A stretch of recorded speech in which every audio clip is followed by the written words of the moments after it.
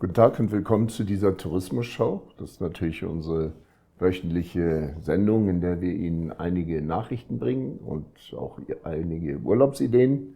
Sowie am Ende haben wir noch unsere Rubrik To the Point, also wo wir nochmal ein Thema angehen. Als erstes haben wir natürlich die Topics.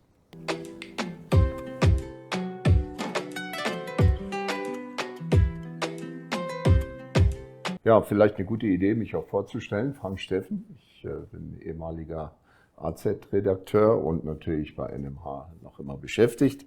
Führe Sie wie immer durch diese Show. Als erstes befassen wir uns ein bisschen mit der Wilderei rund um Nashörner. Und zwar hat Namibia seit Beginn dieses Jahres 18 Nashörner verloren. Natürlich wegen ihrer Nasenhörner.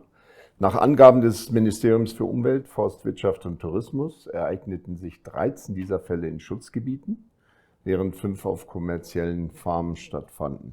Von den getöteten Nashörnern waren 11 Breitmaulnashörner, also sogenannte weiße Nashörner, und 5 Spitzmaulnashörner, das eben auch als schwarzes Nashorn bekannt ist. Bei den verbleibenden 2 Arten ist die Art also unbekannt bisher. Die beiden jüngsten Fälle wurden in der vergangenen Woche in der Pläne-Region dann gemeldet.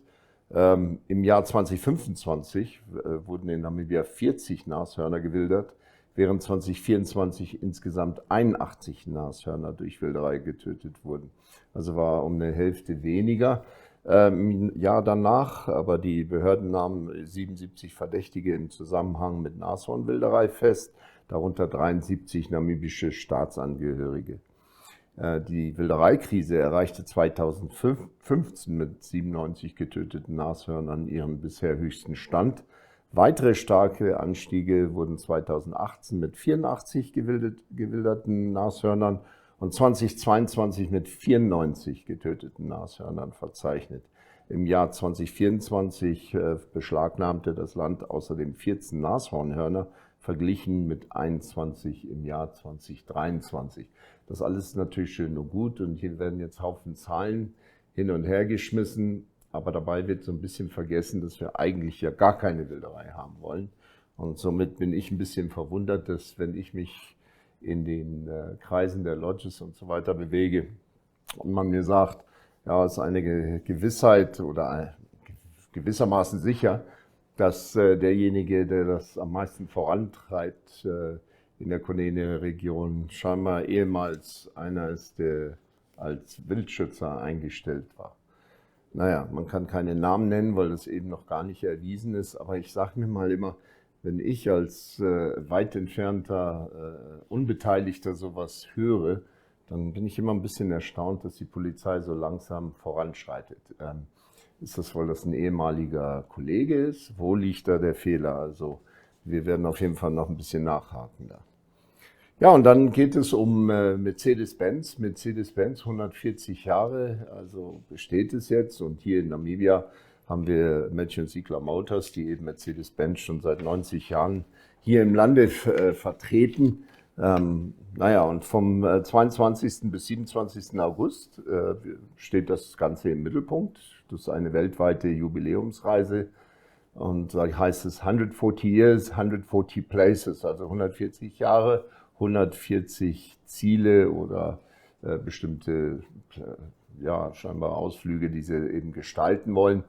Alles von Mercedes-Benz. Die Initiative wird vor Ort vom Namibia Tourism Board, also vom Tourismusrat, dann dem Namibia Investment Promotion and Development Board, besser bekannt einfach unter der Abkürzung NIPDB, und nicht zuletzt natürlich M&Z Motors unterstützt. 3 Mercedes-Benz S-Klasse-Fahrzeuge werden mehr als 50.000 Kilometer über 6 Kontinente zurücklegen und dabei 140 Orte auf der ganzen Welt besuchen. In Namibia wird diese Reise dann durch die Zambesi-Region und bis runter zum Fish River Canyon gehen, bevor sie in Windhoek endet, natürlich bei M&Z im Büro oder in der Zentrale. Die Initiative wird von Namibias Tourismus, Kultur, Naturschutzleistungen und Investitionsmöglichkeiten einem internationalen Publikum präsentieren. Gleichzeitig bietet sie eben die Möglichkeit, Namibias internationales Profil als Tourismus- und Investitionsstandort zu stärken. Ja, wir werden da ziemlich nah dran sein als Medienhaus. Wir sind am kommenden Dienstag auf jeden Fall mit dabei, wenn das groß gefeiert wird. Und wir werden so oder so in den kommenden Monaten uns ein bisschen einschießen auf dieses ganze Thema, denn das ist ja schon toll. M&Z Motors als Mercedes-Benz Vertreter ist mit 90 Jahren auf jeden Fall die älteste Niederlassung von Mercedes-Benz in Afrika. Ja, und dann haben wir unseren WWF, und da geht es nicht ums Ringen, sondern eben um Namibia Climate Resilience Initiative. Das ist also eine Initiative, wie man sich gegen den Klimawandel wehren will. Und zwar kommt das vom World Wildlife Fund in Namibia und entwickelt eben diese bedeutende Initiative, die Gemeinden und Landschaften dabei unterstützen soll, sich an die zunehmenden Auswirkungen des Klimawandels anzupassen. Das geplante Climate Resilient Enduring Earth Projekt wird gemeinsam mit staatlichen Institutionen, Universitäten, Naturschutzorganisationen, Finanzpartnern und Organisationen der Vereinten Nationen entwickelt. Die Initiative wird für die Einreichung beim Green Climate Fund vorbereitet, mit dem Ziel, langfristige Investitionen in Klimaanpassung und Naturschutz zu sichern. Und kürzlich besuchten die beteiligten Akteure die King Nehale, George Mokoya und Muduva Nyangana Schutzgebiete sowie die Ongula Village Homestead Lodge. Also diese Besuche konzentrieren sich darauf zu verstehen, wie sich der Klimawandel auf Lebensgrundlagen, Wasserressourcen, Wildtiere und Ökosysteme auswirkt. Und das Projekt soll klimafreundliche Ansätze in Bereichen wie Landwirtschaft, Tourismus, Naturschutz und Wassermanagement unterstützen. Ja, da muss man sagen, diese ganzen Schutzgebiete oder Hegegebiete, wie wir sie auch gerne hier im Lande nennen, befinden sich alle im Norden, beziehungsweise im Ovamboland und oder in den Kavango-Regionen. Ja, und damit sind wir schon am Ende unserer Topics in dieser Woche angelangt. Als nächstes haben wir Destinations.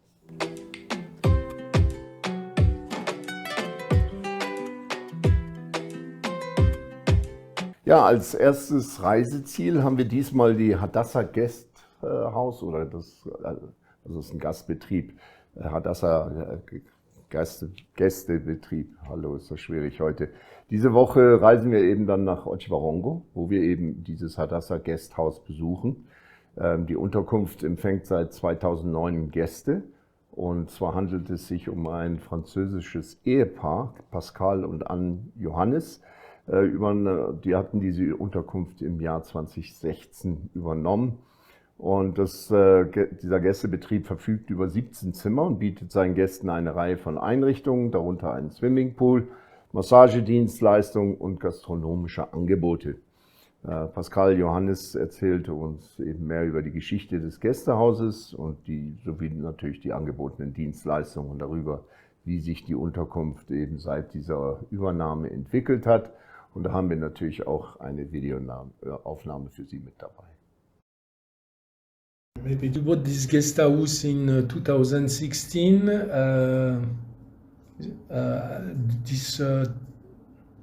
Only one building exists when we bought. We build the new one. So we are the owner since 10 years now. And our main customer is a Namibian company. Okay, and just a little bit of tourist. We try to make some big effort on the breakfast because like we have some people who come back, like it's a usual customer. We treat them like they are in-house. So we are very supple to organize what our customer wants. If someone prefer fish for the morning breakfast, we can organize. We don't propose dinner, but like there is a lot of restaurant around, is not a problem. We have a pool, of course. We can organize also because we have a friend who makes some township tour. Our friend Joseph. We can organize some activity for our tourists. But only the township tour, with Joseph. The rest is just we book for CCF, Waterberg, something like that. Mm-hmm. We don't organize by ourselves some activities. And after, what can I do? No, we are just bed and breakfast. And we offer also massage. Okay. We have a young Namibian friend who's have a very high level of massage, because when we provide them, people are very, very happy because he's a very good masseuse. So yes, we can organize also that. And one more time, we are very supple. We can adapt our offer to your request. Okay. So 7 people, 1 in the office, 1 in the kitchen, 1 in the garden, the rest in the room. And we have 2 people more in extra when we are fully booked too much. We need some people more, and especially the weekend. All our staff are very old. The story, they work here since more than 15 years. Okay. So we keep the historic staff, and we add new one when someone left. But 5 of our employees have more than 15 years of presence.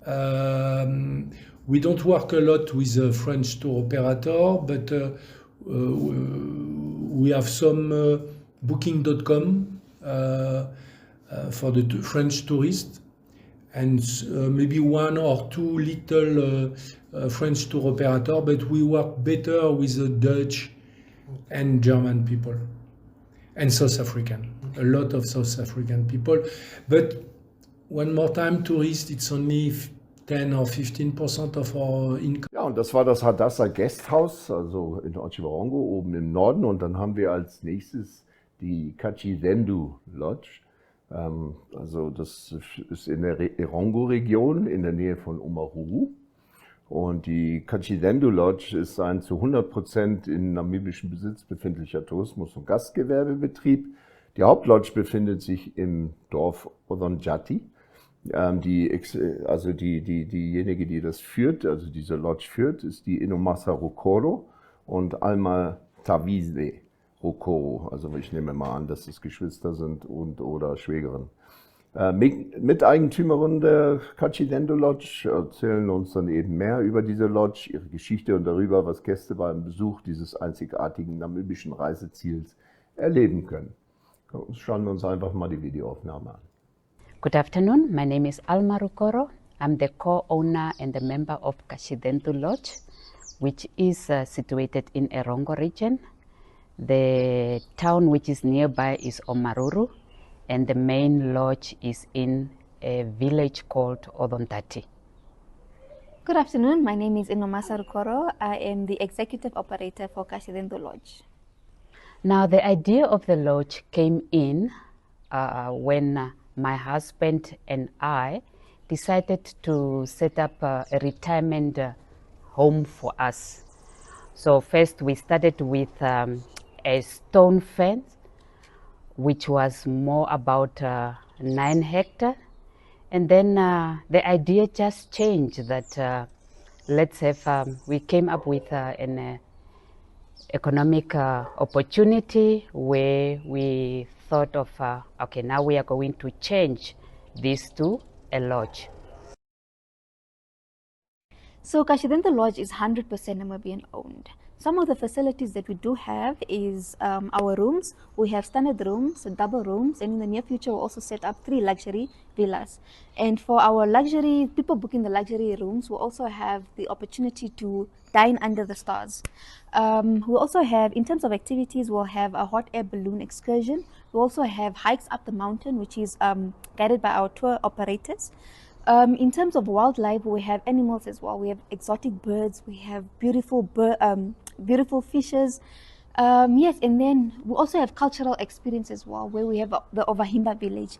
And here you're given an opportunity to milk cows, our beautiful milk cows. Here you can milk them and have an experience into what being a Namibian is.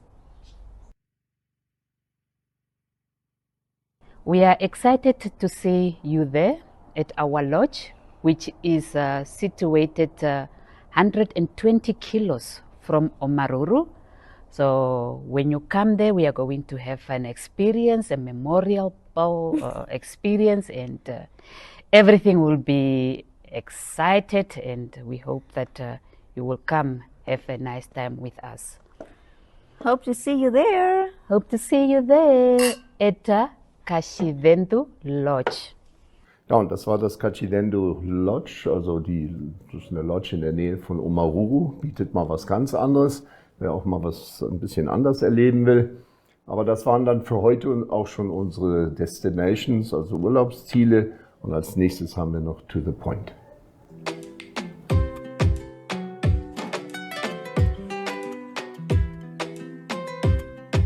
Ja, unter To the Point handelt es sich um ein Wildschutzprojekt zugunsten der wilden Hunde, also dem sogenannten Kalahari African Wild Dog.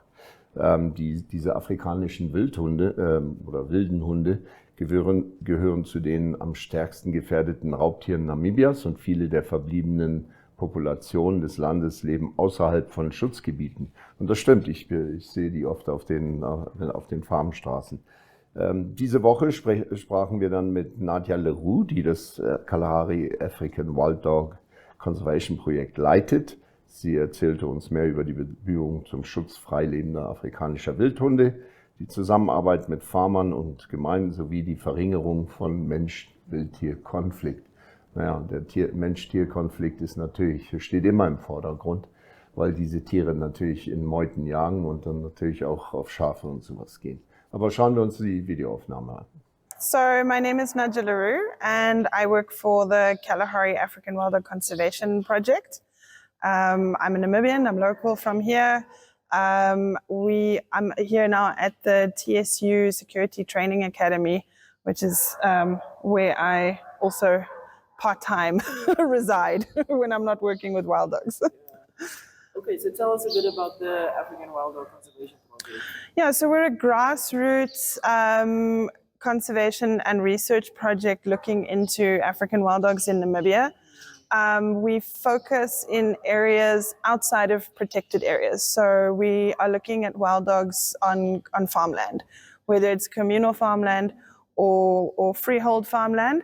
Our focus is definitely on the wild dogs that come into conflict with farmers and people are having issues with. So that's what we're looking at. So what would you say are the main challenges that farmers face with wild dogs, but also from the other side, what is the biggest challenges for the wild dogs? Yeah, so I mean, obviously wild dogs are a carnivore and a predator. They, predate on people's livestock and livelihoods. They're quite efficient and good hunters. So where they do end up on farms or naturally even still occur on farms, which is, I think this is our biggest thing, is that we just don't know much about dogs outside of protected areas. There's no real information on them. We don't know how many, we don't know where they are, we don't know a lot about their ecology or behavior. It's very unstudied in Namibia. We know about dogs in national parks, but not outside of parks. So there's very little information on them, other than, that farmers are struggling with dogs predating on livestock. So those are definitely the challenges that farmers have.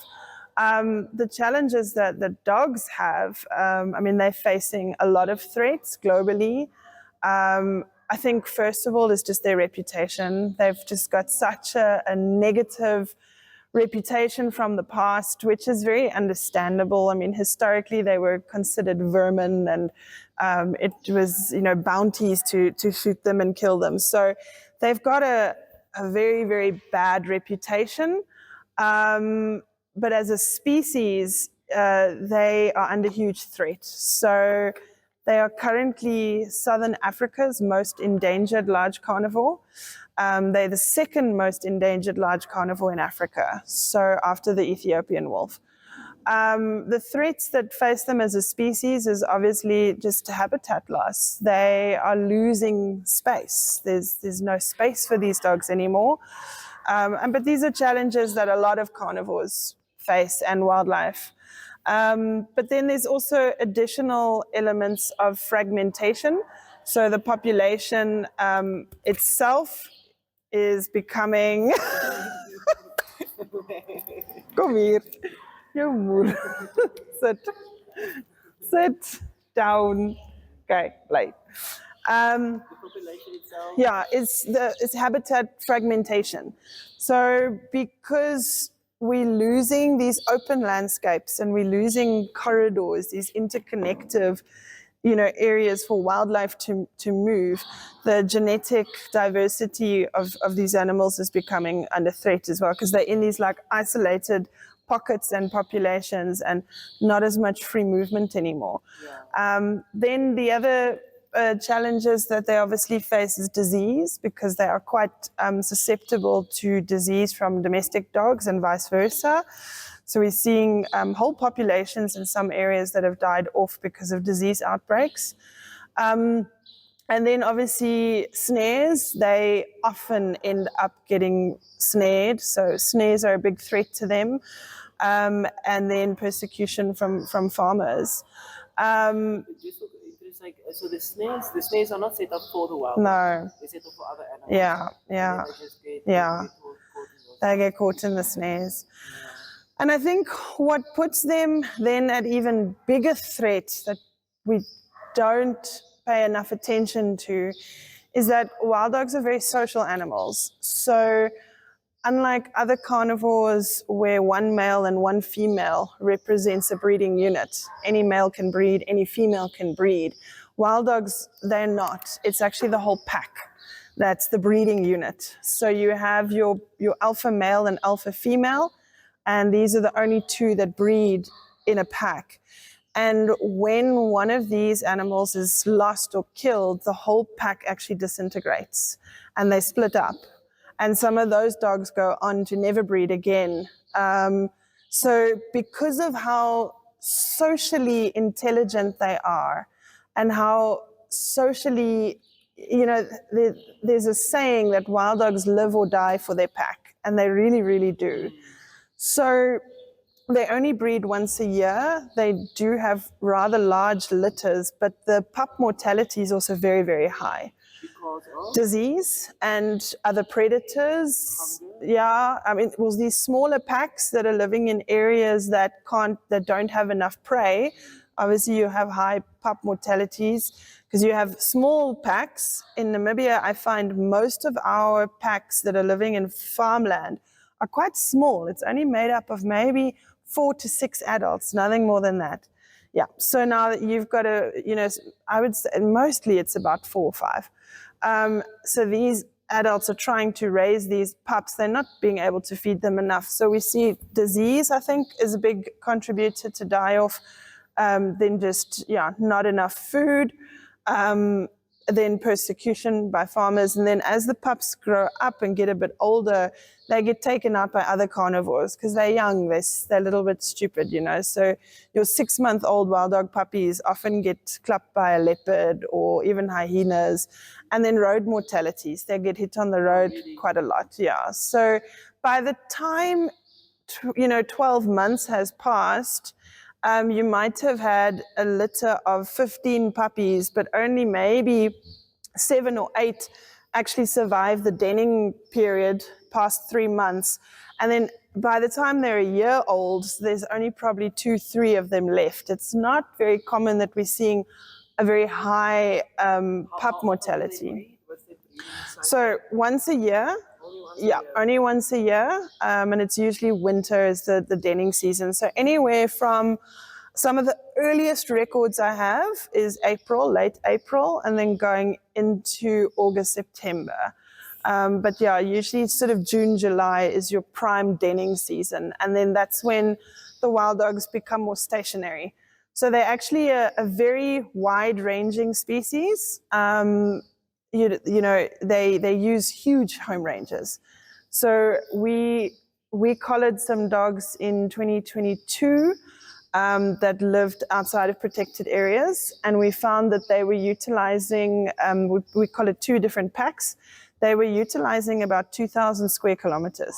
So their home ranges are massive, especially in these semi-arid areas. What amount of distance do they travel during the day? So our dogs were, I think, averaging between 15 kilometers a day, and I've had them move even further sometimes when they are outside of the denning season. But in the denning season, when they've got puppies, that's when they have a den and they're there for about 3 months, and then they're quite stationary. So most... And that's maybe when they're most vulnerable. Yes, exactly. Yeah, and this is also when they tend to come into more conflict with farmers. But we also found that the dogs that we were monitoring really stayed away from farms. They avoided roads, they stayed away from farmers. They, where there was enough prey, we didn't find that there was a lot of conflict. So a lot of it has to do with just the diminishing prey as well, availability. Yeah. Ja, und das war ein Schutzprojekt zugunsten der wilden Hunde. Wir sind am Ende dieser Show angelangt. Ich hoffe, Sie ein wenig unterhalten zu haben, und wir verbleiben dann wieder für eine Woche. Ich wünsche Ihnen noch ein schönes restliches Wochenende, und hoffentlich sehen wir uns dann am nächsten Samstag wieder zur gewohnten Zeit. Bis dann. Tschüss.